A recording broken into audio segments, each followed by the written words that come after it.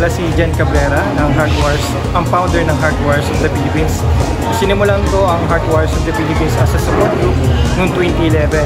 Then, nag-upgrade kami to NGO noong 2018 sa tulong ni Dr. Willie Ong. So, mga tinutulungan namin, hindi lang mga congenital heart defect, pati mga adults tinutulungan din namin. At ginawa ko ang Heart Wars of the Philippines para i-share yung mga experience ko as a heart dad, bilang pangako ko sa Panginoon na tumulong after maopera ng anak ko. So every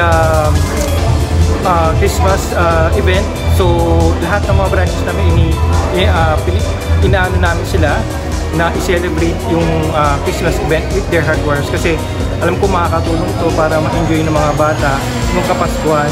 At alam na natin na medyo critical din yung condition nila. So bilang founder ng Heart Wars of the Philippines, nagbibigay tayo ng support sa mga every members natin. Binibigyan natin sila ng mga tips, ideas kung paano nila malalagpasan yung mga pagsubok nila. At yung ultimate goal natin, yung mapa-operan sila. Yun na magtatapos yung mga problema nila patungkol sa puso. Yun nga po. So sana supportahan po natin parati ang Heart Wars of the Philippines. Nationwide po tayo. Maraming salamat.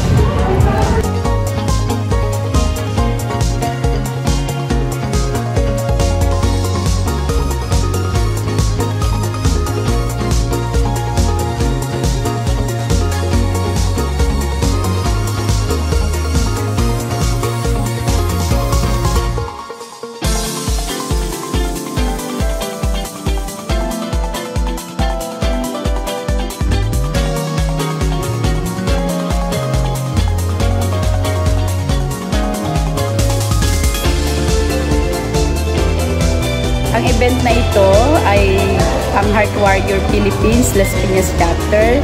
At yearly po ginagawa namin ito. Ngayon taon po ako ay nagpapasalamat dahil may mga sponsor from government, and thank you po sa inyong pagbibigay.